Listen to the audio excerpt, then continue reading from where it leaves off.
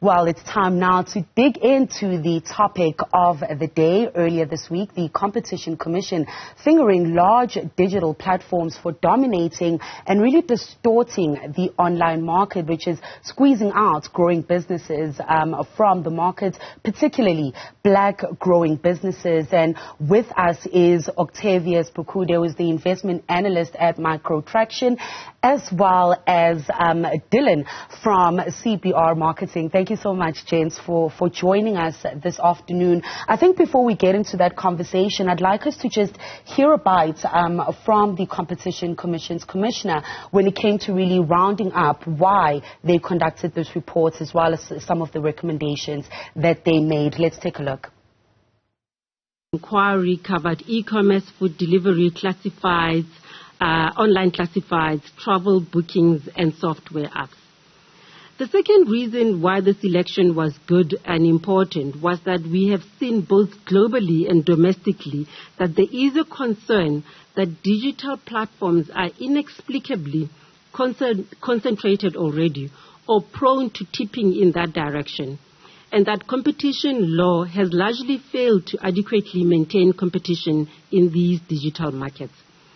Whilst this is true for global markets, domestically digital markets are less mature, and so early intervention was seen as a means to try and sustain competition in these markets as they matured. OP, a lot of mixed reactions from the industry when it comes to this report. I think start us off there, as someone in the venture capital space dealing with tech startups, what are your takeaways from the Commission's reports and the recommendations? And Dylan, you can come in there after OP. Well, good afternoon, Tokozo. I think firstly, I think the Competition Commission is well within its mandate in ensuring that the industry is fair for even the emerging companies that can play in that space.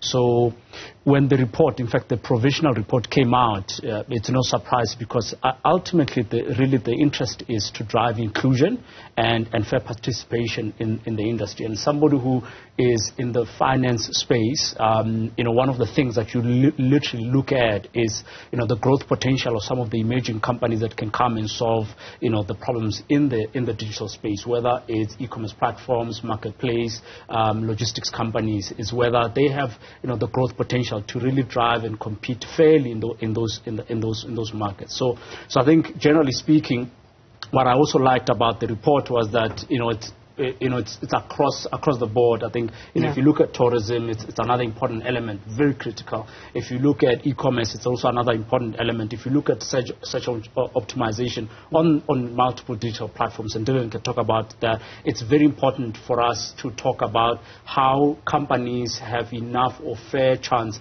a route to market for the products that they sell and the services that they sell. So all in all, I think the spirit of it is, I think I completely agree. I like it. I think some recommendations that came from the report leave a little bit to be desired. I think they could have gone a little bit deeper. They could have, considered different options from where they've gone. But all in all, I think the spirit of it, is fair. Dylan, fair spirit? Yeah, I think it's a fair spirit. I mean, I think it's the right thing to do to promote local business and ensure that locally we're getting the right kind of exposure online. It's very difficult to compete with some of these international platforms, and often what they do is set the standard for what consumers expect.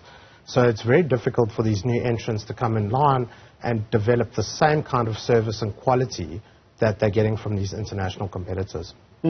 Now, after the report was released by the Commission, I did go out to Tembisa to just try and speak to, some businesses, specifically businesses that are catering to the township economy. And I met a guy, Buidumelo. He's the founder of Swiper Deliveries.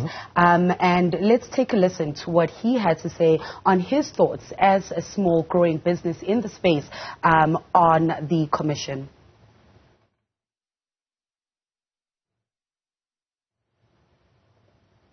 Well, we don't seem to have that bite right now, but talk us through a little bit, because as we said, the focus of this report is really about getting national businesses to be able to compete on an international stage, but those growing smaller black-owned businesses to be able to compete nationally. From both of your ends, what are some of the bottlenecks that you've seen in the space when it comes to really getting those growing businesses in the ecosystem?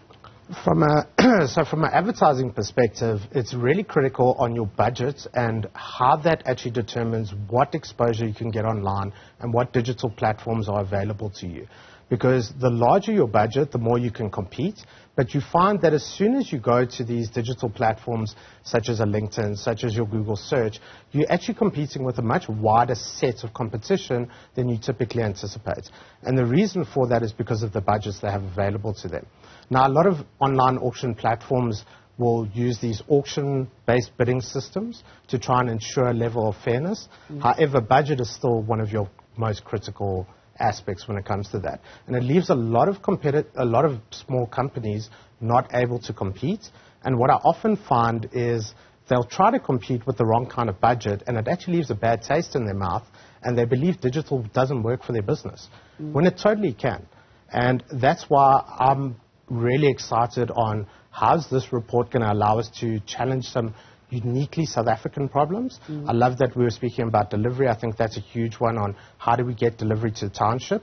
We've solved it in the neighborhoods through Pick and Pay ASAP, etc. But there's a lot of things that we can still do as South Africans to improve what we've got. Well, we're going to take a quick break, but we will be back for more on this conversation, just looking at how businesses in the space can position themselves to really get access to this financing that is on the table and get access to that venture capital as well. And we'll hear Boitumelo's story right after the break, so do stay with us.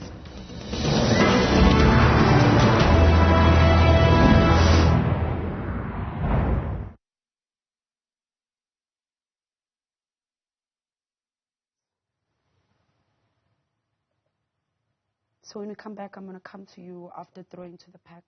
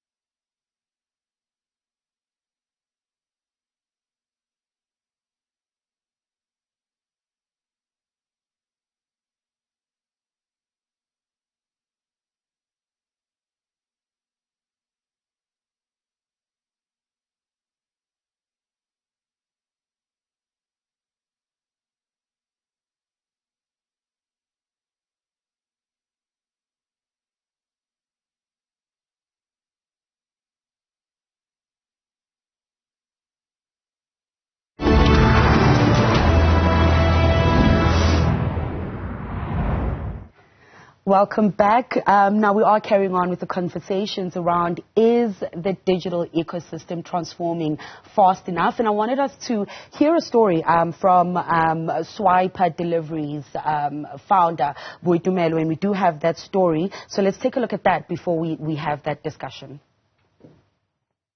The digital economy has proven its ability to transform the economy to be more inclusive, with Kenya a good example of how local innovation can propel the country to a global stage while growing businesses. Swiper Delivery founder Boitumelo Monageng saw a gap in the market in 2019 to connect local businesses to customers while he was running a community advertorial newspaper delivery service. We started the business using WhatsApp to accept orders, and that grew to us then developing a mobile app, so now we're using both. The business delivers from fast food retailers, but also services other local businesses such as tailors. Swiper Delivery also takes advantage of the foot traffic at the process station, where it has a physical store with fruits and veg for delivery for the local Kota and Shisanyama markets. The challenging part then becomes when big players then start to come into the small space. It means you'll be stuck in the small space and then they limit your growth. The Competition Commission made various recommendations in its report to remedy this challenge. Monaeng, who already employs local youth in various roles, such as administration and delivery drivers, says this will go a long way. The difference will be huge. Remember, you're dealing with different players in this industry. There's international guys that are coming. Then you still have your local. Take a lot, Mr. D. They are the biggest in SA. You still have to focus on how to position yourself to be competitive against them. He concludes that local growing businesses such as his face other challenges, including the cost of load shedding and rising petrol prices.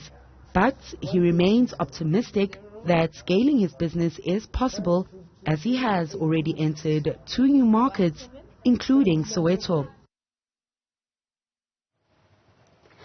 Octavius, we're actually discussing, businesses such as Swiper as we are here, and when we're looking at the different funding options that are available for businesses like this. I think as a starting point, actually, before I get into my actual question, quickly just give us a description or the differences between venture capital and funding that, goes to tech startups or to small businesses such as Boitumelo.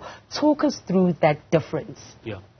Thanks. I mean, there's a clear distinction between your typical bank loan, your government grant, and venture capital, which is predominantly very high risk capital that you invest, and this is in capital that you're investing on behalf of limited partners or institutions that have invested in you. It could be pension funds, it could be endowment funds, it could be government itself investing in that fund to deploy it a little bit further. It's a new asset class, fairly nascent in this country and on the continent compared to other markets and other regions, right? And it purely invests in mostly high growth companies that can become and retain the fund that you've invested in the multiples of 10, 20, 50, and so forth. So that is looking for companies that have got high potential of becoming $1 billion company, solving a larger problem over and above just where they are in their vicinity, in their local